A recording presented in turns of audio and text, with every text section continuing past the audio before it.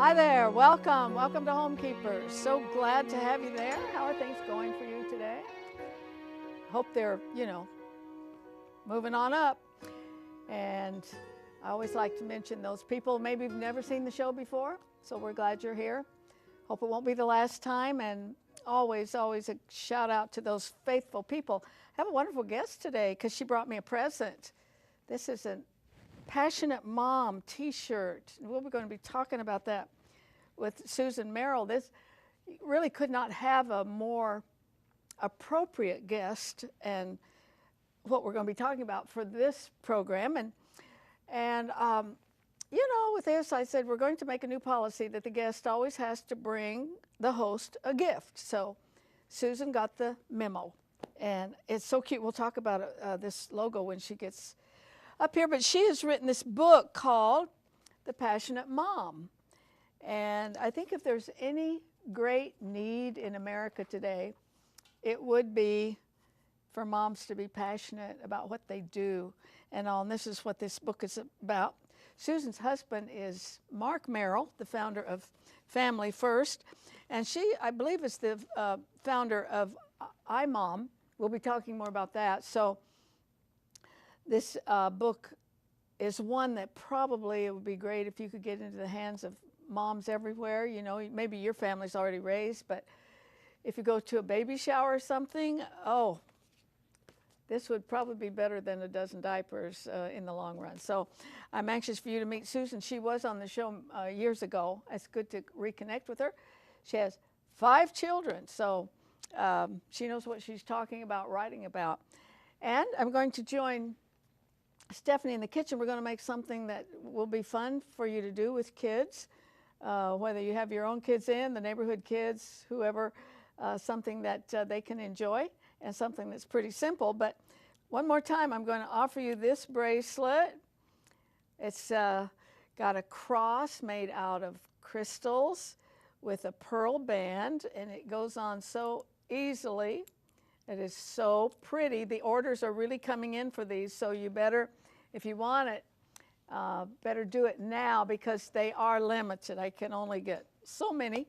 So for all you girls out there who love bling, this is your bracelet, and there are a lot of you out there.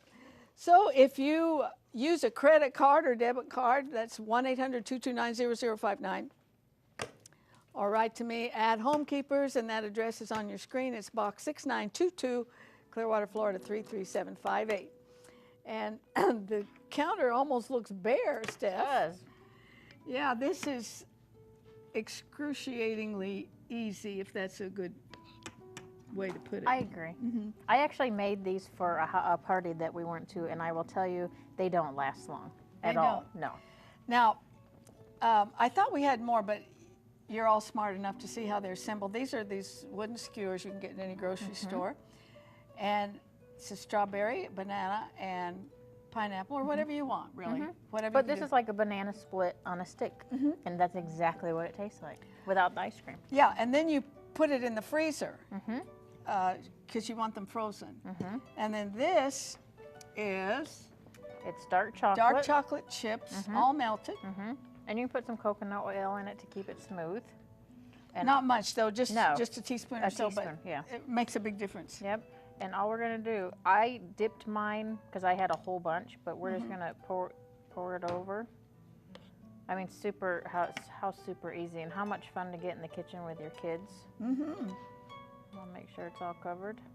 And then you just stand it up again? Yep. And you let the chocolate harden. What, do you put it back in the fridge? Oh, no, it'll harden. Will it? Or you can put it in the fridge. You can put it in. Sure. Until you're ready. That's it. How simple is that, and how absolutely wonderful. Oh, that's so cute. And it tastes so good. I'm not kidding. I probably had 25 of these in a little seal container that I took out and said, oh, try this. And I came back and they were all gone. So well, I'm not going very popular. I'm going to eat one after the show. If I do it now, it'll be all over my face. Yes. Was this thing you took all these desserts to? No, this was a different party.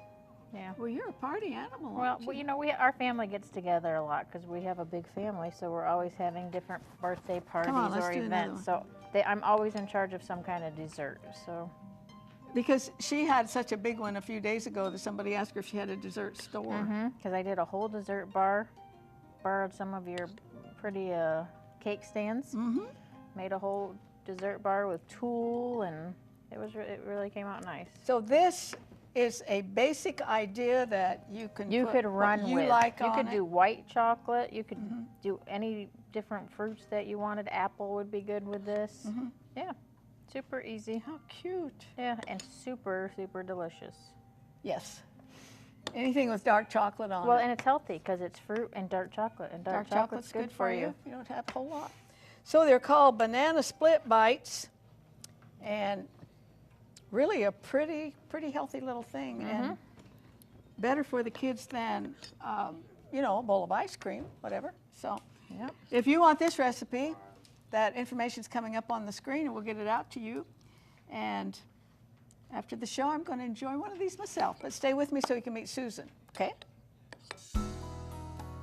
If you would like a copy of today's recipe, please send your request along with a gift of $5 or more to Homekeepers, P.O. Box 6922, Clearwater, Florida 33758. All right, Susan Merill has joined me, and I want to welcome you back. How long has it been? Well, you know, I was trying to remember that. I know I was here right after we launched iMom, so it's probably been about 5 years. And iMom's got a lot of followers, doesn't it? It does. It is doing really well. We've been really blessed. It's, you know, we just want to make the job of motherhood easier, and so we try really hard to be convenient. You know, actually, I think since the 60s, it's been somewhat minimized, that mom role, and there's not a more important job anywhere for a woman to do. It's absolutely true. And as it's, like you said, been minimized, it's gotten harder. I think it's harder to keep up with kids. Technology has come into play. Kids have more freedom. They have more social time. And so actually the job, I think, is much more difficult than when my mom was raising us. It's hard. Yeah, because those kinds of things don't make it easier. No. Really, it's one No. more thing to cope with. Yeah. But I want to go back to the beginning with you. Were you raised in a Christian home? You know, I was raised in a church-going home. I cannot say that it really resonated to me or my family at the time what a true walk with Christ was like. So very open to God, not necessarily, didn't really become a believer till I was 17. I wonder how many homes there are like that. Yes, a lot. Church going, but church going is better than Yes, not. Well, you studied finance. I did. What did you plan to do with that? Well, my dad was a banker, and when I went to school, he kind of picked my classes, and it was all I knew and all I knew to do, and I really enjoy math. However, as I went into banking and corporate lending, I did feel very not really fulfilled. But you know, we were just taught to work and get a job, and you did that.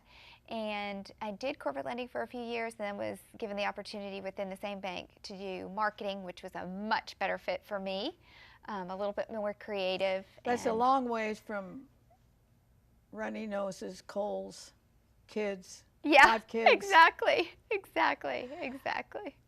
But that was your heart, I think. Now, where did you meet Mark, and how did that come about? I met Mark at the University of Florida. He was actually in law school as a senior when I was a junior in undergrad. We dated just a little bit, and then he graduated, went to the Supreme Court of Tallahassee, and worked up there for a year. I began interviewing and ended up, we remained friends. We only really went out, you know, 5 or 6 times, so it's not like we had a deep relationship. But we remained in touch, we were still friends, and he had called and said, well, where'd you decide to take a job? And I said, Tampa. At the time, Bank of America was in the Exchange building, it was NCMB back then, and he had just taken a position as an attorney in the same building. There you go. And so we ended up, God brought us together. And he was a Christian, and you married and had 3 children. We did. Now, to me, the interesting thing is how you always kind of had a heart for adoption, and how you and the Lord brought him to that place, which probably would be pretty natural, that a guy might be a little bit more resistant. What what was it that made you want to adopt after you've already had 3? When I was younger, I was a camp counselor for a kind of YMCA camp that was for a lot of, you know, lower income families where the mother had to work. It was more a daycare kind of camp. And I was really just struck by the kids that I didn't want to send home every night. The ones that came back the next day with the empty lunchbox because nobody had packed it. And you were how old? I was 15 at the time, and that was kind of the beginning of my passion for kids. So when I was 17, I had a cardiac arrest, and since that time I've had a pacemaker. After my 3rd child. 17? Yeah, I did. That's another story. Arthelene, that's another story. But after my 3rd child, the doctors kind of said, you know what, I think you're done as far as having children. And I had a couple complications, but I didn't feel done. And so I kind of went back to that, gosh, there's so many kids out there who really need a family. And Mark and I went to a couple MAPS classes, but being an attorney by background, it was very messy, and it still is very messy to adopt. And he kind of put it aside, said, you know, I just don't know if we're called to this. And I told my sister to pray that God would just drop a child in our lap, because by that time he had left law. He was doing family first. He traveled all over the place. I just knew that somebody was going to come up to him one day and said, I know of a baby. And so that's what I was praying for. And it really didn't happen that way. What happened was a church down the street from us had a camp of orphans coming that my sister heard about because she was on some adoption list she had adopted. And I told my husband, and he said, well, you can host all the kids you want, but I don't know if we're going to adopt. And so we signed up to host, and it's a whole nother long story. Now, where were these children from? They were from Russia. So they didn't speak your language? Or anything? Didn't speak English. It was a wild ride, literally. And that camp didn't work out for us. We had to do another one. It's a long story. Providentially, what happened was we ended up adopting 2 children exactly the same ages as 2 of my children, which they tell you not to do. Don't disrupt that birth order. For trouble. Asking for trouble. But as God providentially moved, they were the 2 siblings of 2 of the children in another camp that we had tried to adopt that had been adopted by another family in Tampa, and now all 5 children ended up a mile from each other. All the siblings. And we didn't orchestrate that. Only Nobody God knew, could because do they were that. in different orphanages, different last names. It was a really cool, wild ride. How did your children receive 2 more the same age? I mean, Right. if you got a baby, we can all get happy Right. with It's a like baby. having a puppy. Yeah, like- right. Yeah. Very much so. Well, at first, of course, they were all gung-ho and loved it. And then the struggles began. And it is a calling. It is not easy. My kids were 9 and 12 when we got them. So if you can imagine adopting a 12-year-old girl when you already have a 12-year-old girl and a 14-year-old girl. Doesn't speak your language. Doesn't speak your language. And understand, they were from Siberia, which literally had never been in a car until then. The sprinklers popped up and their eyes would just go wild. They just had not seen anything. So you've got 2 sets of children, very privileged, having grown up in Tampa, we called Grant our Jungle Book child. You know, he didn't know the days of the week, he had never been to school, and he was 9, and just wild. So, you know, there were a lot of struggles, and it was difficult for my 2 who are the same age. My one that was a little bit above it, 2 years older, got to look down on it She all. figures I'm getting out of here Yeah. anyway. Well, she was 14 at the time, but she could rationalize more. The other 2 were being forced to share their rooms with these children and their friends, and Wow. yeah, it was intense. That'll be another book Well, when they're all grown. you are a passionate mom. There's no question, and that's the name of this book. Let's go ahead and put up her website. I like to leave websites up a long time, so then you have plenty of time to write it down. And you can go there and just kind of go through it, and you can order the book through that. And also, this is, I'm sure, Amazon and It's on it, yeah, everything everywhere. is. What do you think was that God just? You're unusual. Yeah. I mean, to take on what could be just a truckload of problems, Yeah. and you seemed excited, and your husband agreed, came along with it? I think we're both a little bit of adventurers. And, you know, at a young age when I had that cardiac arrest, I knew God had a reason for me here. And so since that time, I've already kind of faced death. I've had other heart surgeries along the way. I know my days are numbered. And so I'm really, I think, a little less afraid to take on things sometimes. Of course, then I look back in retrospect and I go, that was so stupid. What was I thinking? And I'm not thinking. It's the problem. I try to, it's like the book. I never plan on writing a book. I had a speech that I gave to some MOPS mothers. I decided to study Nehemiah for a year, and everything I do at imom.com, I look at everything through the lens of parenting. How could this help mothers? Reading Nehemiah, I kept seeing this pattern he had that was so good for moms. And Mark, my husband, who gets me into a lot of trouble too, heard that I had this speech from some of the moms, and he gave it to his editor at Thomas Nelson, and they wanted it to be a book. And so that's kind not of a how bad publisher, by the way. No, and they were best, great. And yeah. that's how I kind of said, okay, I'm not a writer. I don't like to spend hours writing. But I kind of felt the way it came out that if they believed there was a book in there, then I needed to go step out in faith. 3 days after I signed that contract, our house flooded from the top down. We were homeless for a year. I thought, oh no, that's when my crying started. From the top down? Yes. These storms came up, and we were getting a new roof, and they couldn't get the tarps on, and it literally poured into the house for 4 hours. So then we were homeless. I was writing a book. I had all my kids home for the summer, you know, the ones that were in college, and I'm the director of iMom. It was crazy. Yes, I want you to tell the audience, what is iMom? iMom is our motherhood program. As a part of Family First, we have All Pro Dad for the dads. The Family Minute is the radio. My husband does that, and then we started a program for mothers. It's an online resource. It's all free. It's an email every day. Click through the articles. We break down books so you don't have to read the whole thing. It's just 1 minute of parenting a day. 250 printables. We come up with every tool possible to help you do anything you can as a mom, and a lot of encouragement. What a resource. So I hope you're writing that down. Okay, let's talk about the book. What basically, I love the way you use Nehemiah. I've had more people come through here with totally different subjects that use Nehemiah as their base. He's such a great guy.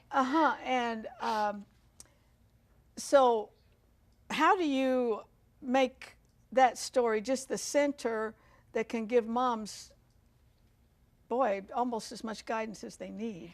Well, for instance, I think a lot of moms today get hit with a lot of information, and they really don't have a goal for their parenting. You know, we all dream of having kids, and they come and we just think it's going to be, oh, this dreamy thing. But raising a child is not like raising a puppy. You can watch a puppy's life unfold one day at a time and not think about where they're going. But children grow, and they develop personalities, and they develop desires, and they develop all kinds of things that you have to manage and direct, and you have to have a plan. But it's kind of hard today to do that. Nehemiah was so like a parent to me.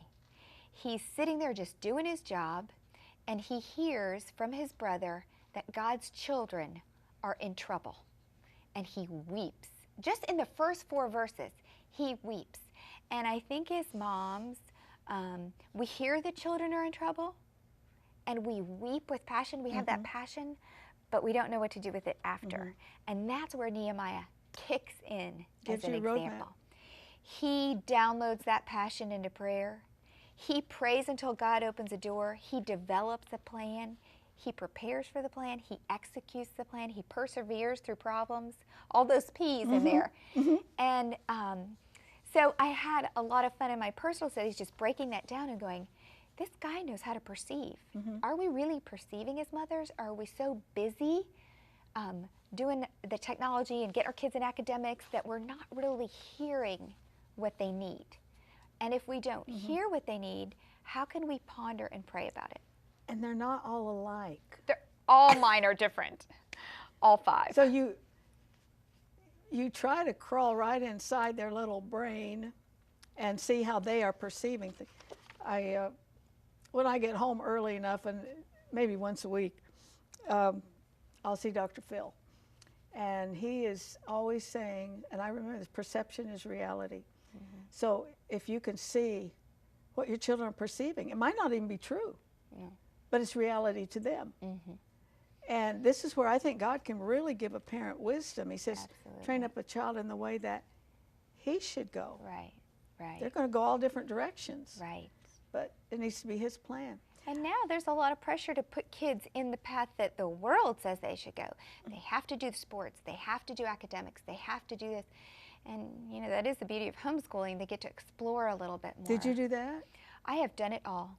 Private, public, homeschool, charter school, you name it. With 5 different kids, I did whatever the child needed at the time. Oh, my word. Yeah. You are super mama. No, I'm not. I'm a crazy mom, for sure. I try to be a flexible mom. I have a lot of confessions in the book of things I did wrong.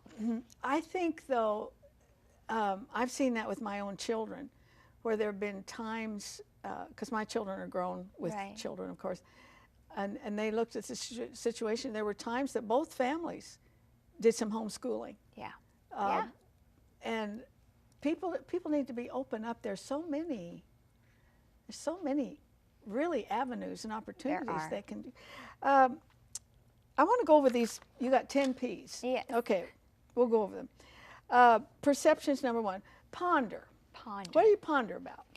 Well, the verse I love is when Mary pondered about Jesus. Yes. And we don't know what she pondered. We don't know what she used it for later.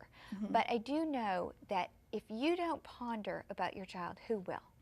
Who is going to take the time? And it is hard as a mom to perceive. For instance, for example, you pick up the kids from school in the carpool, and they're all in the car, and they're spitting out all these words. You know how they all chatter? talking at once. Mom, I saw somebody picking on Sissy in the playground, and Mom, my teacher says I make my P's wrong, and all these little things that really you kind of need to think about, but you pull in the drive and you give instructions. You go get your baseball, you get your ballet, I'll get the snacks, get back in the car, you get your homework, because you're going to do your homework while we're waiting for them at practice. And you get back in the car, and all those little things you kind of forget. And if you don't perceive them, you won't ponder. There have been things, for instance, one of my kids has Addison's, and I just kept noticing that her skin was browner. She was so happy. She was finally getting a tan compared to her siblings. She's Snow White. And it bothered me and bothered me. My husband thought it was nothing. My friend thought it was nothing. And sure enough, I took her to the doctor, and he said, You knew. How did you know? And we never catch this before it's a crisis. Sometimes pondering can save a child's life. Sometimes pondering will discover a talent. Sometimes pondering will discover a temptation before the child gets so far down into It's like slow down, think about it. Yes, and pray. Well, that's why you need this book. If you just tuned in, I'm talking to Susan Merill, and we will barely skim what's in here. But it's The Passionate Mom, and that information's on your screen. And with so many broken homes, kids coming up through, you know, with just one parent and all, this is so very important. Can't stress it enough. Okay, we're going to run out of time. Passion, we know you've got that. And I think every mother does. That's what I tell mothers. When your child is born, you have passion. Sometimes it just gets drained out. And that's where moms really today, they have to work. I have to work. You get drained. And if your passion is drained, you won't perceive. You'll be too tired. And if you don't perceive, you don't ponder. I remember the first time I held my firstborn, I instinctively knew, here's somebody I'd die for. Yeah, exactly. And when Meredith, my daughter, had her first one, she was holding him, looking at him, and I said, you'd die for him, wouldn't you? Yeah, it's an immediate love. Specific prayer. Prayer, because there's 10 P's in here that you need. Patience. Oh, no. This is one chapter where there's lots of confessions on my part. I'm not patient. Yeah. Purpose. Purpose, how to analyze. When you get to the end goal, what do you want to be able to say? So many of us say, oh, I just don't feel like I'm a good mom. What am I going to? When they hit 18, 19, they go to college, you want to be able to say, okay, they're not perfect. I wasn't perfect, but I had a plan, and I got them. For me, it's Luke 2:52. If I can help my children grow in, wisdom, stature, and favor with God and man, I'll feel like, okay, I did what I was called to do. Planning problem solving and perseverance. That's the one. You can't give up. But I want to get back to Nehemiah, because I like a word you used, and I've used it here. We're almost out. Can you believe we're almost out of time? I know. That term, gatekeeper. Gatekeeper. I can't remember if it's one of the New Testament passages where it could be translated gatekeeper, and to me that gives such a picture. Yeah. And it's like in America, the homes, there's so many, there's nobody at the gate. Yeah. And anybody can get in. You need somebody to keep that. Well, Nehemiah built the wall, and the last thing he did was put the gates in place. And then he put a guard over the gates, his brother and Hananiah, because he was wise in the word. Our end goal is not to protect our children. It's to train them to go out into the world successfully. And I don't mean in the world like job. I mean with wisdom, so that they know how to walk in life. And so the gates, to me, are an opportunity for you to say, okay, you want a cell phone? That's, you know, I could see where that might be wise. Let's test this. Let's open the gate and see how you do. And it's not a punishment if you have to take it away, but it is, okay, these are my expectations for going through this gate. And you cell phones, technology, choices. There's 10 different gates in the book. And, you got to get it. And really how to make it a training process, not always just, oh, sure, you can have it, and then they run into trouble, and then they feel like you're taking away as a punishment. And all the social media and all. Social media.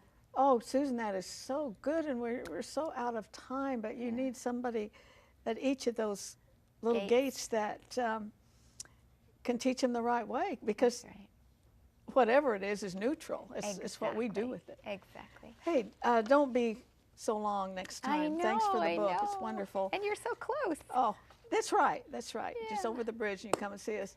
And you come and see me again, will you? Remembering there's no higher calling than that of a homekeeper. God bless you. If you would like a video copy of today's Homekeepers program for just $19.95, call 1-800-229-0059 for credit card orders, or send a gift of at least $19.95 to Homekeepers, P.O. Box 6922, Clearwater, Florida 33758. Be sure to note the program number which appears on your screen.